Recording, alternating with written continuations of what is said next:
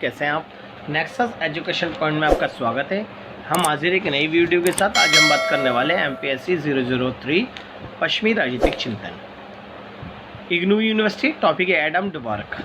तो बच्चों, Adam work के लोकतंत्र, नागरिकता और प्राकृतिक अधिकार के विरोध और सामाजिक संविदा के संबंधी विचार पूछता है। यानी एडम वर्क के दो क्वेश्चंस आते हैं।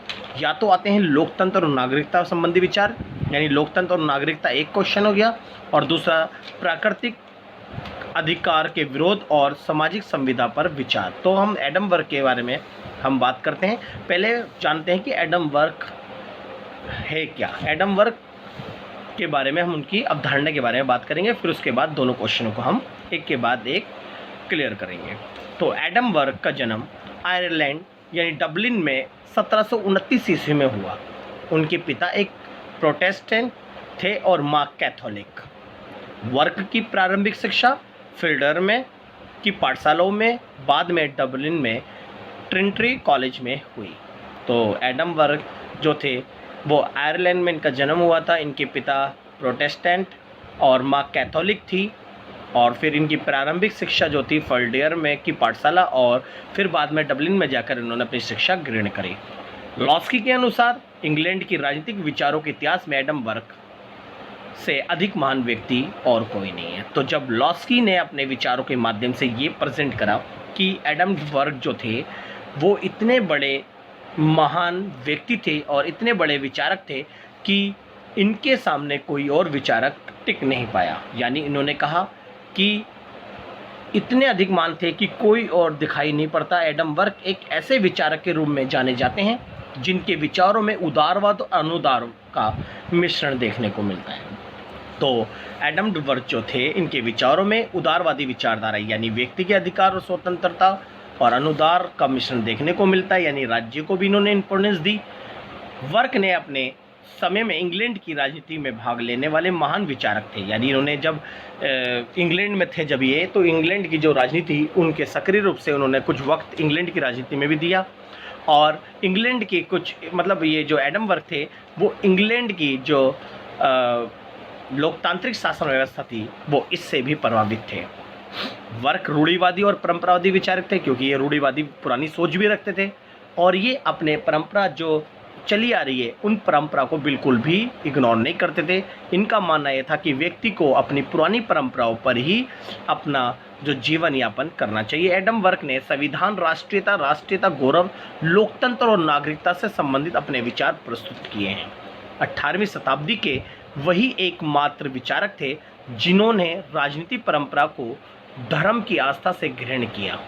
यानी इनका मानना ये था कि जो राजनीति व्यवस्था है वो धर्म के आधार पर ही प्राप्त हो सकती है, और आध्यात्मिक जो ज्ञान है वो केवल राज्य में ही हो सकता है। इसलिए उन्होंने अपनी पूरी राजनीति को धर्म के माध्यम से ही उन्होंने प्राप्त की। उन्होंने राजनीतिक परंपरा को एक ऐसी देववाणी माना जिससे राजमर्मर्गों को अवश्य ही परामर्श करना चाहिए। इन्होंने बोला कि प्रत्येक राजनीतिक नेताओं को, यानी जो शासक है, उनको परामर्शशील लेना चाहिए, और परामर्श के बिना अपना जीवन, अपनी शासन व्यवस्था को नहीं चलाना चाहिए। तो ये एडम वर्क के कुछ विचार थे। अब इसके ऊपर हम बात करेंगे कि कौन कौन से क्वेश्चन इनके ऊपर बनते हैं। चलिए देखते हैं। एडम वर्क के लोकतंत्र और नागरिकता संबंधी विचार बताइए। तो बच्चों, ये मोस्ट वेरी इंपॉर्टेंट क्वेश्चन है। वर्क के लोकतंत्र और नागरिकता संबंधी विचार आते हैं। चलिए देखते हैं लोकतंत्र और नागरिकता पर क्या विचार हैं। जी, एडम वर्क लोकतंत्र के विचारों से असहमत थे, और उन्होंने ऐसे निर्जकता की संज्ञा दी क्योंकि वे मानते थे कि लोकतंत्र में शासन शक्ति अयोग्य व्यक्तियों के हाथों में सौंपी जाती है। तो पहले सामान्य तौर पर मैं आपको बता दूं, एडम वर्क जो थे वो एक लोकतांत्रिक सोच रखने वाले थे, लेकिन वो जो वर्तमान लोकतंत्र है उसे स्वीकार नहीं करते थे, क्योंकि इनका मानना ये था कि वर्तमान जो लोकतंत्र होता है उसमें अयोग्य व्यक्ति यानी मूर्खों का शासन होता है। इसलिए उन्होंने ऐसे लोकतंत्र की कल्पना करी जिस लोकतंत्र में केवल विशिष्ट वर्ग या बुद्धिजीवी वर्ग का ही शासन, उन्होंने शासन को स्वीकार किया। उन्होंने बोला कि लोकतंत्र में वर्गतंत्र होना चाहिए, यानी लोकतंत्र में केवल विशिष्ट वर्ग के लोग, यानी जो समाज में जो बुद्धिमान लोग हैं उनका ही शासन होना चाहिए। लेकिन ये लोकतंत्र के समर्थक तो थे, इन्होंने जनता के द्वारा वयस्क मताधिकार यानी जनमत को भी स्वीकार किया। इन्होंने बोला कि जो सरकार यानी जो विशेष वर्ग का शासन है, उनको शासन विशेष वर्ग को भी जनता के मतों के द्वारा मिलना चाहिए। अतः एडम वर्ग के लोकतंत्र और नागरिकता संबंधी विचारों को निम्नलिखित प्रकार से स्पष्ट कर सकते हैं। पहला बात है लोकतंत्र में विशिष्ट वर्ग के शासन का समर्थन। जी, जैसा कि एडम वर्ग जो थे वो इंग्लैंड के लोकतंत्र से प्रभावित थे, क्योंकि इनका मानना था कि इंग्लैंड के अंदर जो लोकतंत्र था वो विशिष्ट वर्गों का शासन था, यानी पूरे लोकतंत्र को विशिष्ट वर्ग के लोग चला रहे थे, और इसलिए वो इसी ऐसे लोकतंत्र में जिस विशिष्ट वर्ग के शासन का समर्थन करते थे और वो इस शासन व्यवस्था से काफ़ी प्रभावित थे, इसलिए इन्होंने ऐसे लोकतंत्र का समर्थन करा।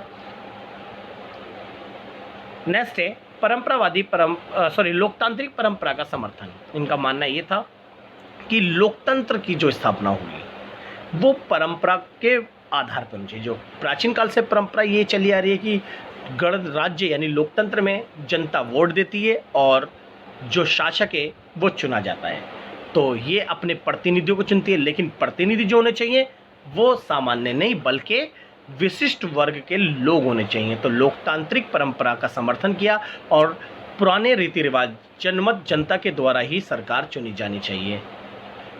तीसरा पॉइंट है समान वयस्क व्यक्तियों को सीमित नागरिकता का समर्थन। इनको बोलते हैं कि समान जो वयस्क नागरिक हैं यानी व्यक्ति है उनको सीमित नागरिकता का समर्थन देना है। समर्थन करा कि सभी लोगों को नागरिकता नहीं दे सकते, इसलिए सीमित नागरिकता का इन्होंने समर्थन करा। आगे राज्य नैतिकता और आध्यात्मिक संस्थाएं, तो इन्होंने बोला जो एडम वर्ग थे उनका मानना था कि राज्य जो है वो नैतिक और आध्यात्मिक संस्था है, और राज्य जो है प्रत्येक मनुष्य को आध्यात्मिक ज्ञान प्रदान कर सकता है और राज्य ही नैतिकता का पाठ पढ़ा सकता है। मनुष्य जो है राज्य के अंदर लेकर नैतिकता और आध्यात्मिक शिक्षा ग्रहण कर सकता है, इसलिए राज्य नैतिक और आध्यात्मिक संस्था है और राज्य को मनुष्य को आध्यात्मिक व्यक्ति बनाने पर जोर देना चाहिए और उसमें नैतिकता का जन्म करना चाहिए। इसलिए जो एडम वर्ग थे वो राज्य नैतिकता और आध्यात्मिक संस्था का समर्थन करते थे। नेक्स्ट है धर्म व्यक्ति को अच्छा नागरिक बनाने में सहयोगी। कि एडम वर्ग का मानना ये था कि व्यक्ति को एक अच्छा नागरिक केवल राज्य ही बना सकता है, क्योंकि राज्य जो है एक आध्यात्मिक संस्था है और मनुष्य को एक अच्छा नागरिक केवल धर्म ही बना सकता है। इसलिए मनुष्य को धार्मिक शिक्षा ग्रहण करके धर्मों के नियमों के आधार पर अपना जीवन यापन करना चाहिए और उसे शिक्षा ग्रहण करनी चाहिए, और ऐसी शिक्षा यानी मनुष्य को अच्छा नागरिक बनाने वाली शिक्षा केवल राज्य में ही प्राप्त हो सकती है। इसलिए इन्होंने राज्य को महत्वपूर्ण माना। राज्य के बाहर व्यक्तियों के अधिकारों का अस्तित्व समाप्त। जी, एडम वर्ग जो थे उनका ये मानना था कि राज्य जो है एक आध्यात्मिक संस्था होने के नाते और मनुष्य को जो ज़्यादा से ज़्यादा अधिकार दिए जाते हैं वो केवल राज्य के द्वारा ही प्रदान किए जा सकते हैं। मनुष्य अगर अपने आचरण और अपने विकास को बढ़ावा देना चाहता है और अत्यधिक अधिकार और स्वतंत्रता प्राप्त करना चाहता है तो केवल उसे राज्य में ही प्राप्त हो सकते हैं। अगर वो मनुष्य राज्य के अंदर नहीं रहता और राज्य के बाहर रहता है तो उसे कोई भी अधिकार प्राप्त नहीं होते। इसका मानना यह है कि एडम वर्ग जो सारे डायरेक्टली ये कहते थे कि राज्य के बाहर व्यक्तियों के अधिकारों का कोई अस्तित्व नहीं है। अगर व्यक्तियों को अपने अधिकारों का अस्तित्व बना के रखना है तो वो राज्य में ही बना के रख सकता है और उसे राज्य के नियमों का पालन करने वाला होना चाहिए, यानी वो व्यक्ति राज्य के नियमों का पालन करता हो। नेक्स्ट है लोकतंत्र में व्यक्ति के अधिकार व स्वतंत्रता में वृद्धि। जी, एडम वर्ग कहते थे कि राज्य के अंदर जो शासन व्यवस्था होनी चाहिए वो लोकतंत्र होनी चाहिए और लोकतंत्र में ही व्यक्तियों के अधिकार स्वतंत्रता में वृद्धि की जा सकती है। अगर व्यक्ति के अधिकार स्वतंत्रता अगर किसी को परेशान करने वाले या किसी को वंचित करने वाले या दूसरों को नुकसान पहुंचाने वाले हो तो ऐसे अधिकार स्वतंत्रता को सरकार या राज्य छीन सकता है। तो इसलिए लोकतंत्र में व्यक्तियों के अधिकार और स्वतंत्रता में वृद्धि का वो समर्थन करते हैं। उनका मानना ये कि व्यक्ति के अधिकार स्वतंत्रता केवल लोकतंत्र में ही मिल सकते हैं और लोकतंत्र में ही उनकी रक्षा की जा सकती है। संपत्ति के अधिकार पर प्रतिनिधित्व का अधिकार।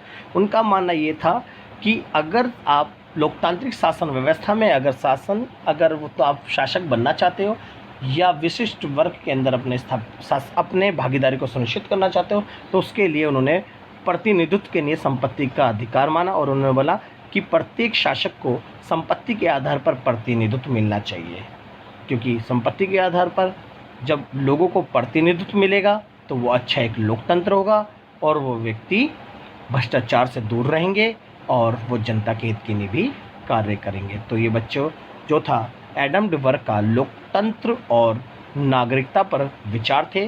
मोस्ट वेरी इंपॉर्टेंट क्वेश्चन है, इसे बहुत अच्छे से करिएगा। और अब इस वीडियो के बाद हम एक नई वीडियो दूसरी लाएंगे, वो लाएंगे प्राकृतिक अधिकारों के विरोध में और सामाजिक संविदा पर विचार एडम वर्क के। तो ये 2 क्वेश्चंस बनेंगे, आप इसे अच्छे से कर लीजिएगा। चलिए, अगर आपको हमारी वीडियो अच्छी लगी हो तो हमारे चैनल को सब्सक्राइब करें, लाइक कमेंट शेयर करना ना भूलें।